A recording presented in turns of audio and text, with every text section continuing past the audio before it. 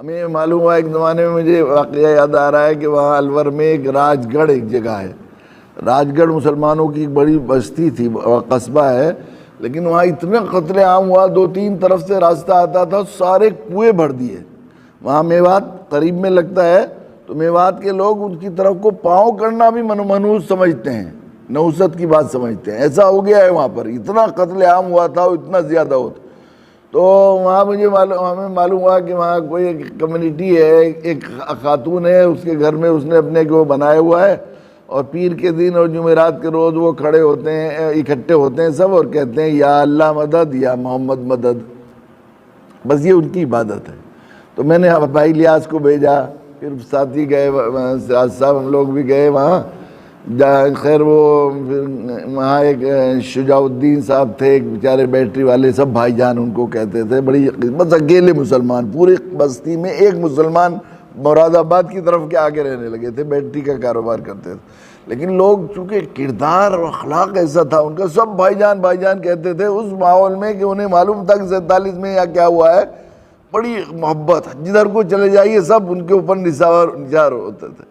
تو انہوں نے ہمیں بلایا، معلوم ہوا، انہوں نے بتایا کہ اصل میں یہاں کی وہ تھی خاتون، اور وہ اچانک اسے آنکھ سے دکھائی دینا بند ہو گیا، اور دکھائی دینا بند ہوتا دن میں، جیسے سورج نکلتا تھا دکھائی دینا بند ہو جاتا تھا، اور جیسے سورج چھپتا دکھنا بند ہو جاتا تھا، بہت ادھر ادھر کرا ہے۔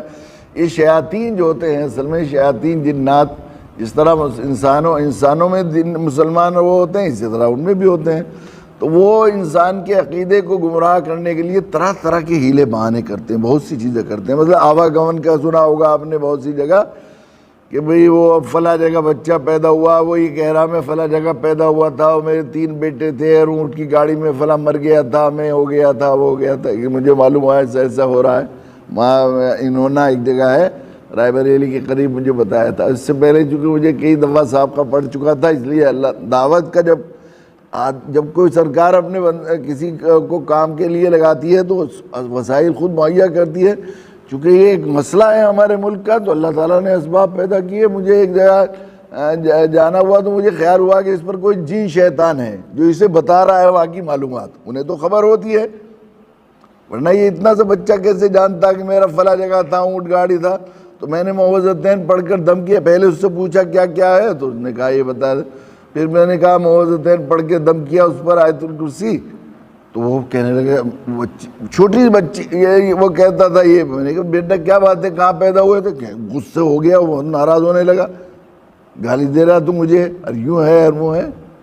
تو وہاں انہونا میں بھی ایک بچی کے بارے میں معلوم ہوا کہ میں فلاں جگہ دادی تھی، اور میرے 3 بیٹے تھے، ایک فلاں کام کرتا تھا، ایک چھوٹی سی بچی 7 سال کی، اور بھیڑ لگ رہی تھی کہ وہاں پیدا ہوئی تھی، اب یہاں پیدا ہو گئی۔ تو مجھ سے کہا صوفی انیس صاحب نے، تو لوگ گئے، میں نے کہا چلیے صوفی صاحب چلتے دیکھتے ہیں کیسے آئی ہو گئی، کیسے پیدا ہوئی۔ جب اسے بلایا میں نے، 2-4 ذمہ دار لوگوں کو بلایا، میں نے کہا ذرا سنواؤ کیا کہتی ہے، کہ ہاں بیٹا تم کہاں پیدا ہوئی تھی، فلاں جگہ پیدا ہوئی تھی، کتنے سال کی عمر میں مری تھی تم، کیا نام تھا تمہارا، پہلا یہ نام تھا، کتنے سال کی عمر میں تھی، کتنے بیٹے تھے تمہارے، 4-5، یہ بتایا اس نے، بیٹے فلاں نام تھا میرا، رام کمار تھا، اور یہ تھا وہ تھا۔ تو میں نے دم کیا اس پر معوذتین پڑھ کر۔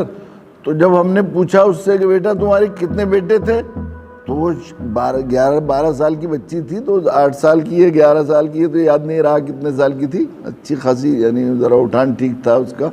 تو وہ فوراً شرم کی وجہ سے بھاگ گیا، میرے اولاد ایسے کرنے لگی۔ تو میں نے کہا اس پر ایک جن شیطان تھا جو انسان کو وہ کرنے کی کوشش کر رہا ہے۔ تو یہ ہوتا ہے، اس طرح کی چیزیں ہوتی ہیں۔ تو ایسے ہی ان کے ساتھ بھی ذرا غیر اللہ کے سامنے جھکانے کی وجہ سے، کسی وجہ سے ایسے ہوا ہوگا۔ تو کسی نے ان سے کہا کہ نارنول جاؤ۔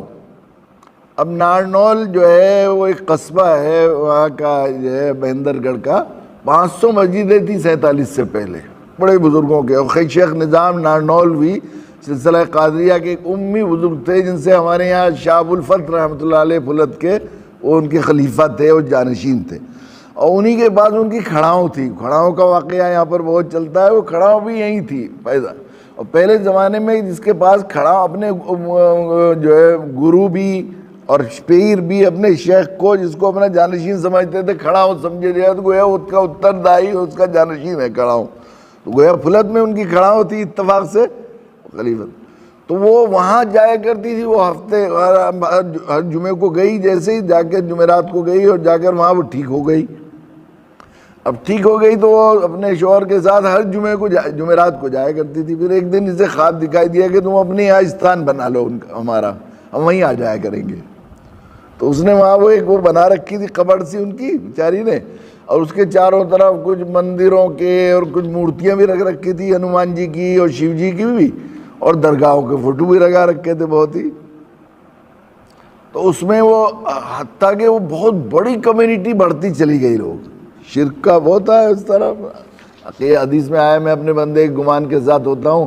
جب گمان آدمی مورتیوں سے کر لے, اس سے کر لے, اس سے باتیں مرادیں پوری ہونے لگتی ہیں. تو ان کی ہو رہی تھی تو کمیونٹی بڑھ. تو وہ بتا رہے تھے کہ اس بستی میں 72 خاندان یہاں سے از خود مسلمان ہو کر ہجرت کر کے چلے گئے. جس بستی میں ایک بھی مسلمان کو نہیں چھوڑا اور ہزاروں مسلمانوں کو قتل کیا, اللہ کی عزیز شان ہے. 72 خاندان میں بتایا کہ 2 ہائی کورٹ کے جج بھی ہیں, دلی ہائی کورٹ کے جج ریٹائرڈ ہو گئے, وہ بھی مسلمان ہوئے.